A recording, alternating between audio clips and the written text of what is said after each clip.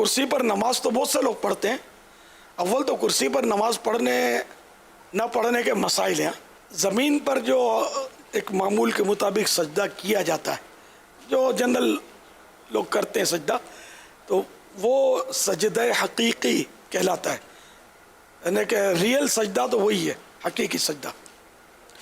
لیکن بعض مجبوریاں ہیں کہ وہ حقیقی سجدے پر، جیسے اب وہ اس میں قدرت نہیں ہے اس کی، یہ کر نہیں پا رہا، یا کرتا ہے تو سخت درد ہوتا ہے، کوئی اس طرح کا اس کو عذر ہے، تو اب یہ سجدہ ساقط ہوتا ہے، معاف ہو جاتا ہے.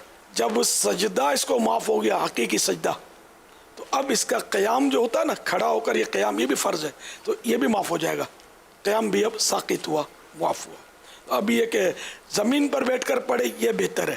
اب بعض صورتوں میں کہ زمین پر بھی بیٹھ کر نہیں پڑھ سکتا، تو اب یہ کہ کرسی پر بیٹھ کر پڑھنے کا طریقہ جو ہے نا، تکبیر تحریمہ اور ہاتھ باندھنا تو وہ سیم ہے، کہ اس میں کوئی رکاوٹ جس کو نہیں ہے، اللہ اکبر یہ ہاتھ باندھ لیا. اب یہ جو بھی پڑھنا ہے سورہ فاتحہ وغیرہ یہ پڑھیں. اب رکوع اور سجدہ اس میں تھوڑا دھیان رکھنے کا. اچھا، رکوع کا تعلق یہ جو اشارے سے نماز کہلاتی ہے. اشارے سے جو نماز پڑھی ہے اس کا تعلق کمر سے نہیں ہے، توجہ رہتی نہیں ہے، کمر جھکی ہوئی ہوتی ہے. تو اصل جو ہے نا، سر سے اشارہ کرنا ہے رکوع کا. تو اب جیسے یہ، اور ٹیک بھی اگر ضرورت نہ ہو تو ٹیک نہ لگائے. اس کے لیے اگر کوئی وہ بغیر ٹیک کا سٹول ممکن ہو نا، بڑا بنوا لے. اب جب اپنے آسائش کے لیے طرح طرح کی چیزیں بنوا ہی رہے ہوتے ہیں ہم، تو ایک سٹول بھی بنا لے نماز کا، گدی وغیرہ ڈلوا کر، تاکہ اس کو تکلیف کم سے کم ہو. تو بغیر ٹیک لگائے، کیونکہ ٹیک لگانا بغیر ضرورت یہ مکروہ تنزیہ، ناپسندیدہ ہے. تو اب یہ کہ یہ بیٹھے ہیں اور رکوع اب کرنا ہے. تو رکوع میں یہ سر کا اشارہ کرنا ہے، اللہ اکبر کہہ کر اب میں رکوع کیا ہے. اب وہ سمع اللہ لمن حمدہ، یہ سیدھے ہو گئے. اب دو سجدے کرنے ہیں. سجدے میں شرط ہے کہ رکوع سے کچھ نہ کچھ زیادہ جھکاؤ ہو. اللہ اکبر. آپ نے نوٹ کیا کہ میرا رکوع سے یہ سر زیادہ جھکا ہے. اللہ اکبر، اللہ اکبر. یہ دو سجدے ہو گئے، رکوع ہو گیا. مین یہ تھا. اب وہ دوسری رکعت، پھر تحیات اور سلام پھیرنا، یا 4 رکعتیں. تو مین اس کا مطلب ہے کہ یہ دھیان رکھنا ہے کہ رکوع اور سجدے میں بس فرق ہو جھکنے میں.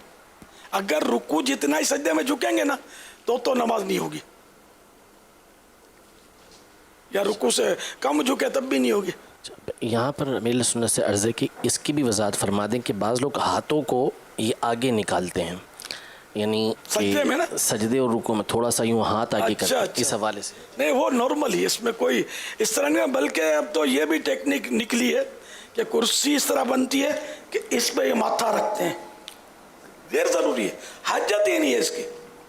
بیکار خرچہ کرتے ہیں، اور مطلب عوام میں غلط مسئلے کی تشہیر ہوتی ہے کہ بھائی اشارہ سے نماز میں یہ آگے یوں سپورٹ بنایا جائے.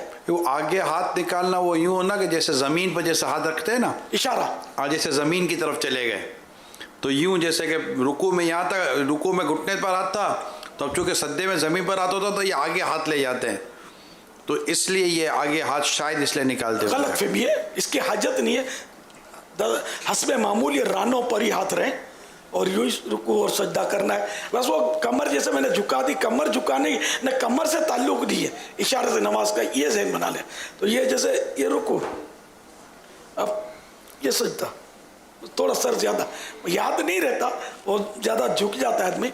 لیکن جھکنا تو پھر بھی پایا گیا، لیکن اتنا بھی اگر جھکتا نا کہ تھوڑا رکوع کے لیے، اس سے تھوڑا زیادہ سجدے کے لیے، تو یہی کافی ہے. مین یہی رکوع اور سجدے کے اشارے میں دھیان رکھنا ہے. باقی یہ زائد یوں اور یہ ورزشیں کرنی ہے تو فزیو تھراپسٹ کی خدمات حاصل کریں. नमाज उसी तरह पढ़ें जिस तरह हमको शरीयत ने हुक्म दिया। रुकू से खड़े होते हैं हम तो उसको, जो नॉर्मल बंदा खड़ा होता है अकोमा कहते हैं उसको। अब ये जो दरमियान में बहुत सौ को ये देखा गया और बताया भी गया कि ये जो रुकू से ऊपर होते हैं सजदे में जाने के लिए, तो इसमें भी ये थोड़ी सी गड़बड़ कर जाते हैं कि इसमें फौरी तौर पर वही जो करते हैं ना उस अंदाज में ये लोग कर रहे होते हैं। तो इसमें भी फरमा दें कि वक्फा देना होगा। खड़े नमाज पढ़ते हैं वो भी 2 सजदों के दरमियान अल्लाहु अकबर चले जाते हैं।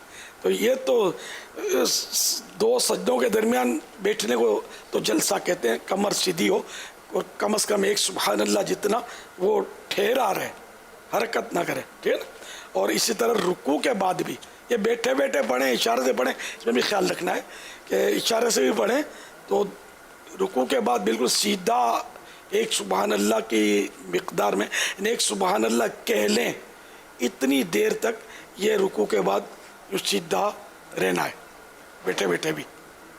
सिर्फ 2 सजदों के दरमियान भी सीधा बैठना है 1 सुबहान अल्लाह कहने जितना, कि ये तो वाजिबात हैं, तादील अरकान इसको कहते हैं, इनका भी ख्याल रखना है।